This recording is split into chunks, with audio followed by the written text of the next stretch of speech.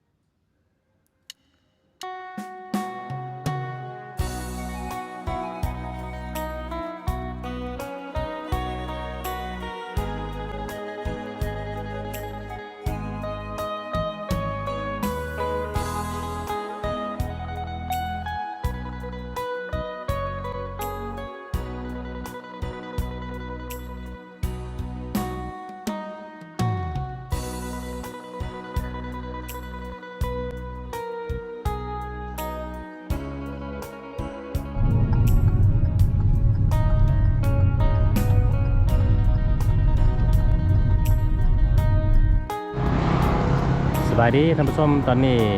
เตอก็ยังอยู่ที่สวรรณเขตอยู่ที่ถนนเส้นA1เส้นนี้เป็นถนนที่สวยงามสุดตามที่เบิ่งเพราะว่าเพิ่นเฮ็ดดอกไฟประดับเอย่องเนาะสวยงามหลาย ครับอยู่ใกล้ๆกับห้านอาหารบ้านพักห้านอาหารดาวเฮืองนะจะมีห้านท้ายเกิบที่เราหมักไลฟ์สดนะมีเพจของเราพร้อมเนาะเป็นเพจของเราที่เราหมักไลฟ์สดแล้วก็ขายเกิดมือสองออนไลน์นะวันนี้เขาได้มาสอนกันเลยอยากมาแวะเบิ่งหานเราเนาะเป็นไปได้บางวันเราก็เสียหายถ่ายเนาะเมื่อก่อนสมัยเขาอยู่เส้นทางมันบริมีคู่กันกลางแบบนี้เนาะเดี๋ยวนี้พัฒนาแล้วนะมีขี่มานำเนาะหมดเลยพาไปขี่มานำอ่ะซื้อกล่องเข้าไปด้วย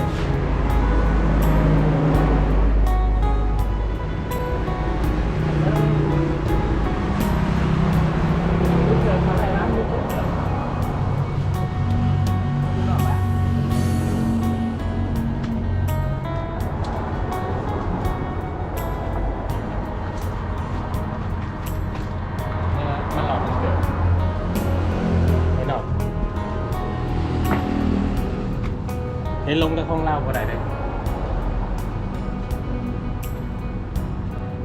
อันนี้อยากเป็นแต่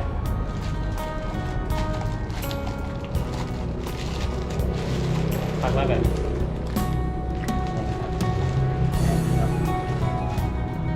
อันนี้ราคาที่ไหนห้องใหม่วะห้องใหม่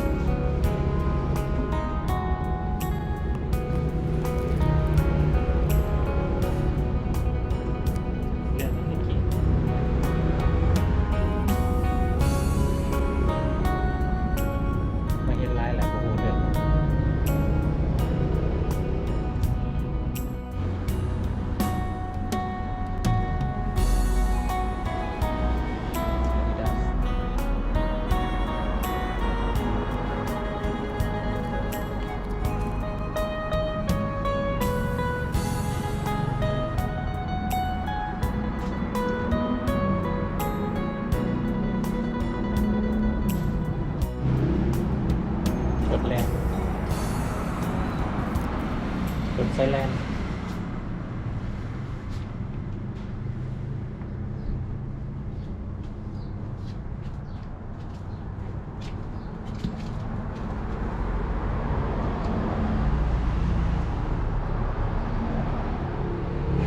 เฮ้ยอย่าเบิ่งครูได้แต่จับเบิ่งได้วะ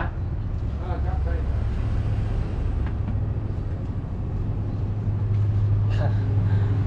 เท่ขนาดไนกี้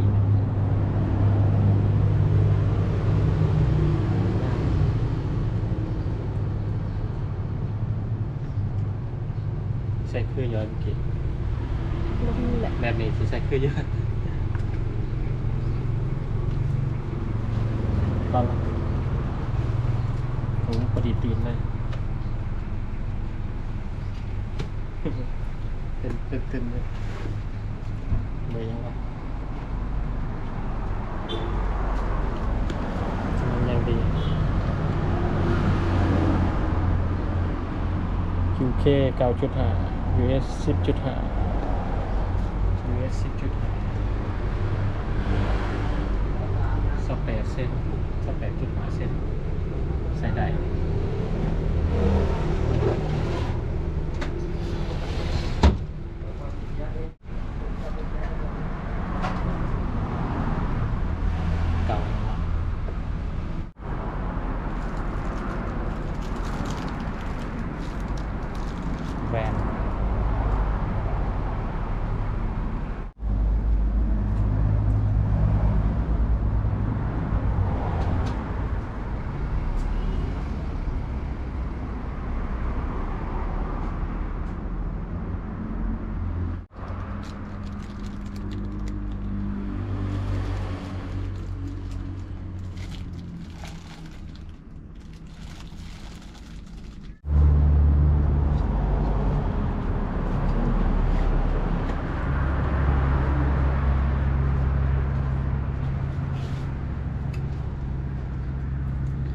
เลือกบ่ได้มื้อนี้มื้อหน้าได้เด้อ